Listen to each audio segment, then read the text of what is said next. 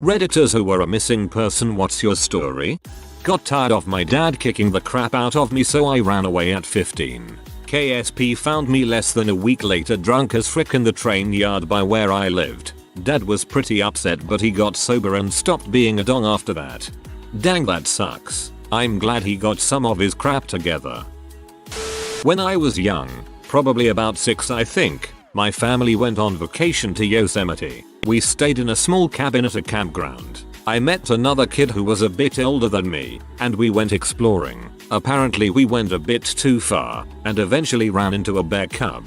We just stood and stared at each other for a few minutes and went our separate ways. When I got back to the cabin, I found out that park rangers had been out looking for me because my parents had no idea where I was. For some reason they didn't think my bear story was as cool as I did.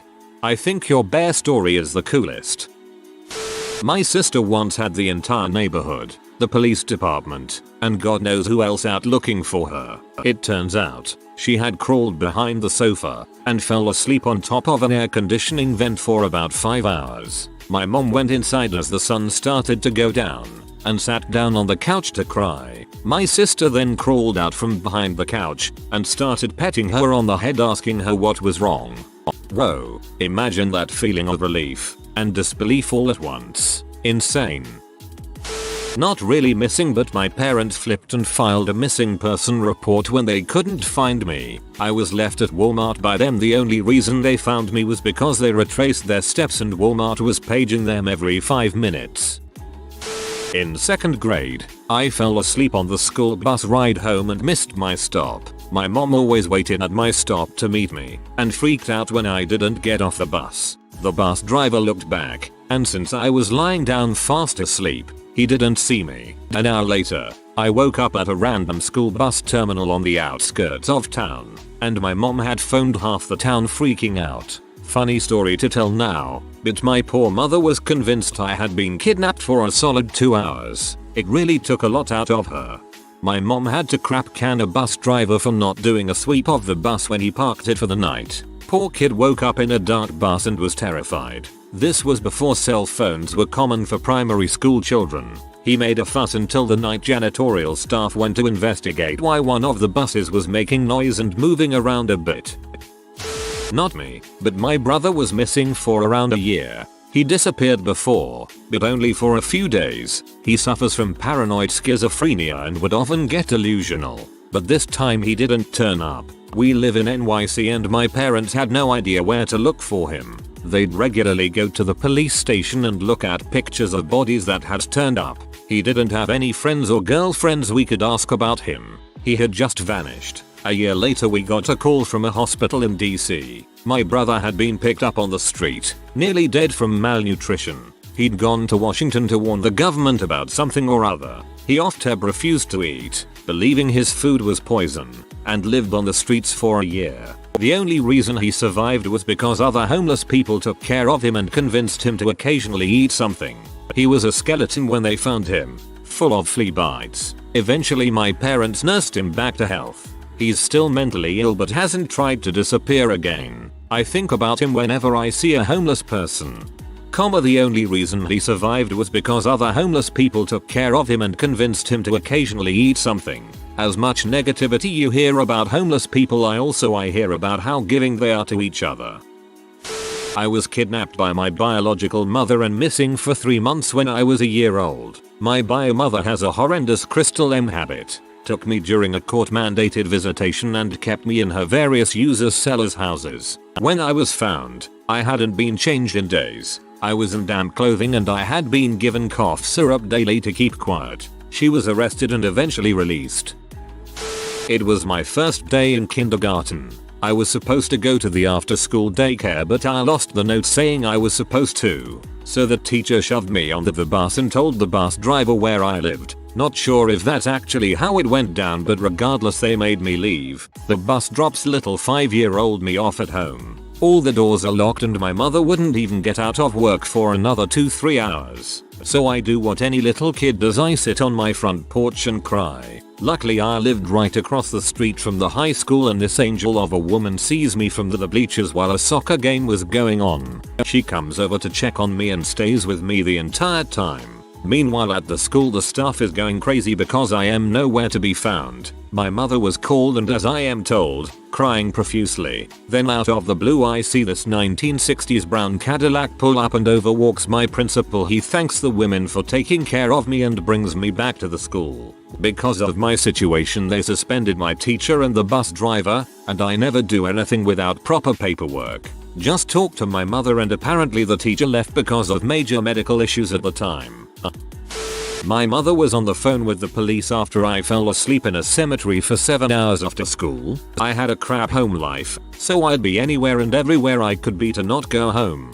Beginning of the school year was still really nice outside, so I decided to hit the Dunkin' Donuts near my house, grab some coffee, and I walked to the cemetery that was maybe 10 minutes walk from my house. There was a really nice mausoleum in the cemetery, which happened to be the structure at the highest point in the city, so you can, on a clear day, see about 15 miles. I chilled there for a while, just kinda thinking. About 300 feet away is a statue of Jesus on the cross, with other figures. I was kinda tired so I laid a little ways away from it, just enough to get some shade, not enough to be laying on it, and I listened to music until I passed out. Woke up a few hours later. Figured frick it, might as well go home, and my mother started losing her crap. He just walked in. I'm so sorry, where the frick were you? I left and went back to the cemetery.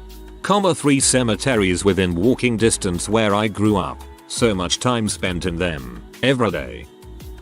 After a long period of estrangement, I went to visit my mother and father. This was after a long drive and I was quite tired. My mother decided it was the perfect opportunity to berate me. I tried to leave and she blocked my car physically so she could continue to berate me. I just left my car in the driveway and walked to a nearby hotel. I stayed there for a couple days, went back and got my car without seeing them, and drove back home. A few years later I googled myself as I was up for a job and wanted to make sure there wasn't anything stupid on the internet about me. I found out they reported me missing. I called the government and got it removed. This was over a decade ago and I do not recall which government agency I contacted. It was either a sheriff's department or a local police department website which publicly displayed my photo and my mother's nonsense. And yes, you're right, it does sound weird that I called the government. Considering the extent these events upset me, it makes me happy to laugh about it now.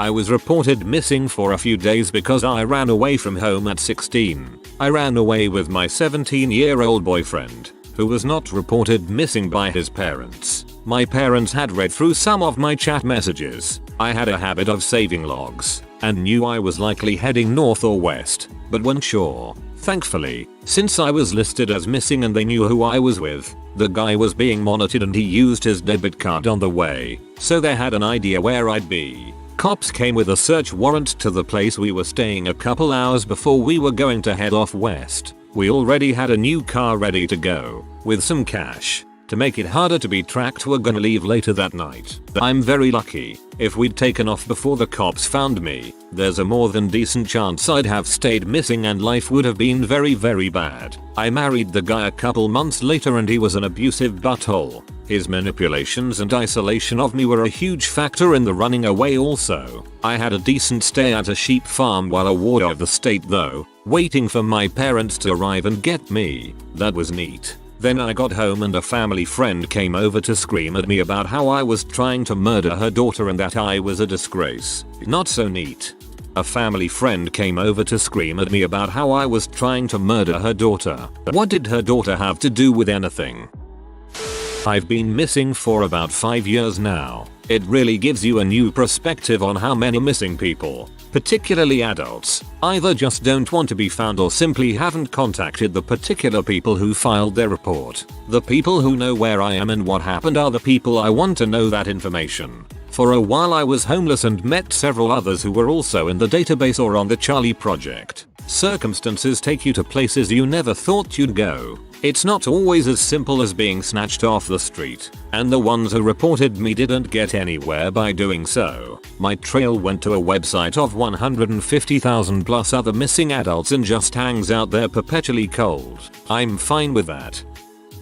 I have really strict parents and they absolutely did not want me to have a boyfriend. Instead of doing what they wanted, I went and got a boyfriend, age 17, almost 18, behind their backs and would routinely sneak out to hang with him. One night, he dropped me off at home and my mom saw us kiss. She flipped her crap and started beating the heck out of me and threatened to kill me. So, when everyone went to sleep, I packed all my stuff in the middle of the night and left. I walked to my boyfriend's house, clear on the other side of town, and stayed with him. Woke up to multiple threats from my parents about how they were going to charge him with kidnapping or with being a diddler. He was 20 at the time. I stayed there until they filed a missing persons report and the police came and took me home. I ended up dating him for 2 years anyway, lol. I was 9 and sometimes I would walk home after school. Sometimes my mom would come pick me up. One day I was invited to go to my friend's house down the block to work on a school project, and I called home from the school phone to see if that was okay. The line was busy, so I kept calling for nearly half an hour and couldn't get through. I started walking toward my friend's house on the same route I would normally walk home, hoping my mom would pass me. I was also thinking maybe I had mixed up my days, because my mom hadn't come to get me. I told the office workers I was going to walk to my friend's house and to let my mom know I had been calling since school got out. It took me about 15 minutes to walk there, and I started calling my mom again. For the next hour, the line kept going to a busy signal. I was getting really worried by that point, so I left, and on the way home a family friend saw me and said my mom had reported that I was missing.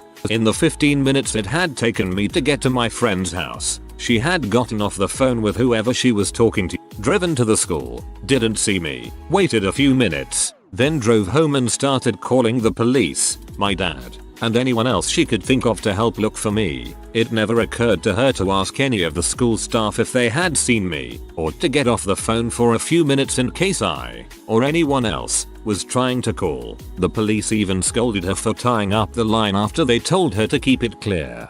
The police even scolded her for tying up the line after they told her to keep. Ha, busy signals. Good riddance. Was missing for about 2 days. My family didn't notice but the school did. I was 300 miles away drinking my life away at a beach tow. Went there on a Sunday morning and told my dad I am going to stay with my friend this week. I got on a train and drove for about 3 hours and rented a hotel for those 2 nights. Got drunk every day and made some friends. When I got back to school on Wednesday, people were so happy that I was alive. It was only 2 days. Someone started a rumor that I was kidnapped.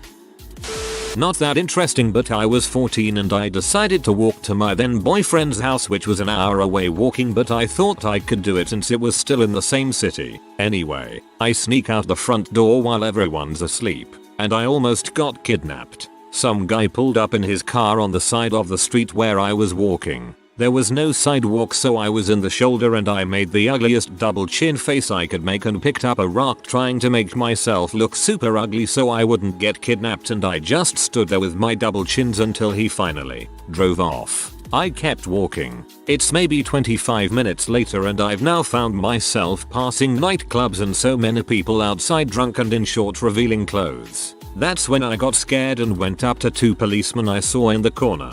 I told them I needed a ride home, and they asked for my info. I gave them my address and name. They looked me up on their computer and found out there was a missing person report out on me. When they dropped me off in front of my door, my mom was up, my sister, my aunt and uncle and cousins were there. It was the most embarrassing moment of my life and I never snuck out again.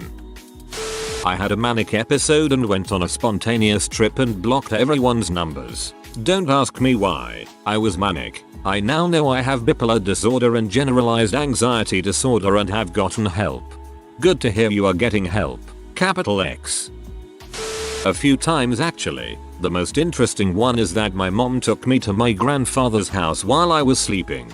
I was very small, maybe 4. I woke up alone. The house was dark, and no one was answering. According to the Pluto cartoon I watched that morning, I was kidnapped. I broke out and started wandering the streets barefoot in my nightgown in the opposite direction of our house. Some sweet old ladies wrapped me up in a blanket and called the cops. Eventually, through good smaller town police work, he figured out who I belonged to because I only knew my nickname and not my address. So this is kind of a wild story. I was pretty young when it all happened, so I know this from hearing it from family members. My grandmother lives 6 hours or something like that away from my family. Growing up, she would rarely come visit us at our house. Instead, my parents, brother, and I would go to our cabin in the mountains and meet her there, as it was a midpoint between both of our houses. My grandmother went a little bit crazy after her husband died, a few years before I was born. Around this time, it was becoming more and more obvious that there was something wrong with her. She had some very strange beliefs and starting to become a bit forgetful. One day we were all at the cabin. I was around 4 and my brother was around 5 at the time. That day, I guess my dad decided to go fishing without us all. My grandma was watching my brother and I, and my mom decided to take a nap. She woke up, and the cabin was empty. There was no sign of my brother, grandma, or me. My dad got back shortly after, and he hadn't heard anything from my grandmother either. So my parents had no clue where we were. I'm not sure how much time passed, but my parents were obviously freaking out. I think they phoned the police and were getting ready to make missing person reports when an unfamiliar vehicle pulled into the driveway. Out pops me, my brother and grandmother, and some random guy. Basically what had happened was my grandmother decided to take my brother and I for a walk in the woods without saying anything to my parents. Her being the forgetful old woman she is, she got just lost. Eventually, she found the highway and thought it would be safe for her, a frail 80-year-old woman, and 2 young children to hitchhike on a highway in the middle of the mountains. Basically no man's land minus a ski resort here and there. We were just lucky that the guy was super nice. You just reminded me how I was snowboarding on a school trip to Vermont and took a run that ended at a closed ski lift with nobody anywhere to be seen. I found the road and started hitchhiking back to the lodge and luckily got picked up by a nice person. My teachers never found out. I got kidnapped by my mother who currently wasn't allowed near me. Luckily I got found that night, however unluckily I spent the next week waking up in a different foster home every day. That was a truly terrifying experience and one that stuck with me my whole life. Not me, but when I was in middle school, there was an episode of 7th Heaven where pictures of missing children were scrolled through at the end of the show, and one of them was of a girl who rode on my school bus. Apparently, her parents were divorced, or well on their way there, and her dad took her and absconded from her home state. I remember how eerie it felt to actually recognize one of the missing children photos posters. Yes, there were a lot of phone calls to the hotline number provided, and to the local PD, from parents of the kids that recognized her. When she got on the bus the next day, she wasn't pleased. In hindsight, I don't think she knew she was missing. I really think she was under the impression that it was okay to be with her dad. She moved again shortly thereafter. I assume back to her mom's. I think of her often, and sometimes I wonder if that same episode still has the posters at the end. How many cases have been solved and kids found? I had a psychotic break. One day, I decided to head into the city to spend the day at museums and stuff. At some point during the day, I had a complete break from reality. I don't really remember anything. At the time I was living with my parents and when I didn't come home they reported me missing. I was gone for 4 days. During that time I'd gone and bought entirely new clothes and threw away everything I had and I'd booked myself into a hotel room. I have no idea how police found me. Did they trace my phone or bank account, or is that something that just happens on TV? But they burst into the hotel room and got me seen to, and after that I was alright, but still with no real memory. I don't know what caused it or what I did for 4 days. I, hardly 1 year old, was 10 minutes away from having an Amber Alert on me when I was kidnapped by my grandparents. They were babysitting me and kept me for 2 days nowhere to be found. Then right before the alert came out they filed for emergency custody and won the case. They then raised me very poorly for 8 years until I could live with my mom. My friends and I were staying at a beach hotel for a bachelorette party, and after a night of drinking one of the girls got mad and started arguing about who knows what. It was the same nonsense as usual and I decided to take a walk instead of listen to it, but no one realized I left. I ended up walking down the beach and stood in the water, and I remember very clearly thinking, you've been drinking. Going swimming at night in the ocean is a bad idea. So I walked back up and fell asleep on a beach chair. Some time later I was found by my friends, who had called hotel security and the cops. Oops. Man. It struck me that if you hadn't decided going into the water was a bad idea and the worst had happened, this could easily be the subject of a bunch of unsolved mystery podcasts and so on. She was with us all, then we turned around, and she was just gone from the hotel. I ghosted my abusive family in my 20s, despite them knowing I was fine. After calling work and my friends they didn't know, they called the police and showed up at my door. Cops, your family asked us to do a welfare check on you because they hadn't heard from you. OP, I haven't been in contact with them, which is exactly the reason why my welfare is good. Bye. Sat alone in a classroom reading a kid's science magazine when I was at 2nd grade. Suddenly someone comes in shouting I found him. It turns out that my dad, teacher at my school, was looking for me for 3 hours. Had something happen during a school trip in high school. Big trip too. One where we stayed in a hotel for like 3 or 4 nights. Rooms were split up in groups and I ended up with a room to share with 2 others. One guy was proper weirdo. There were strict rules for not leaving the room at night, but for some reason he did. Of course he was caught by a teacher and for no reason whatsoever told him his roommates were not in their room either and that he had no idea where they were. Panic broke out among the teachers and every room got searched, except of course our room. Don't think they kept a very good record of who stayed where. I remember the next morning vaguely, but I remember how everyone seemed dumbfounded. Some were even pee about how we were the reason everybody was forcibly woken up that night. I'm guessing nobody slept well the night before. I wasn't technically missing, but one time my mother told me to get something she had forgotten on a nearby aisle of Walmart. I guess she forgot she need the thing and me and checked out. About an hour of searching for her I finally called her cell phone and asked where she was. She went home and was taking a nap. 10 minuets later she picked me up and we went home. I was 7 at the time. Wasn't reported, but I went missing for a few hours as a teen. I was so depressed and horrifically deep in self-harm that I just said frick it to everything and started walking out of where I live with nothing but my iPod. I walked several miles out of town listening to music and just crying. I don't know how far I walked, probably a good 5-10 miles out, and I eventually turned back. I jumped out of my bedroom window, which was still open, and I tried to figure out a way to climb back inside, but I couldn't. I eventually laid down on the stone driveway at the side of my house in the hopes I'd die due to hypothermia, as it was a winter's night. I was out there a good while and nothing wasn't happening, so I eventually knocked on my back door. I was let in by my mother, who was relieved to see me. I'm really sorry that you were in that situation. I hope you're doing better now. If you are new to the channel, you can subscribe. I publish new videos every day. Until then, check another video.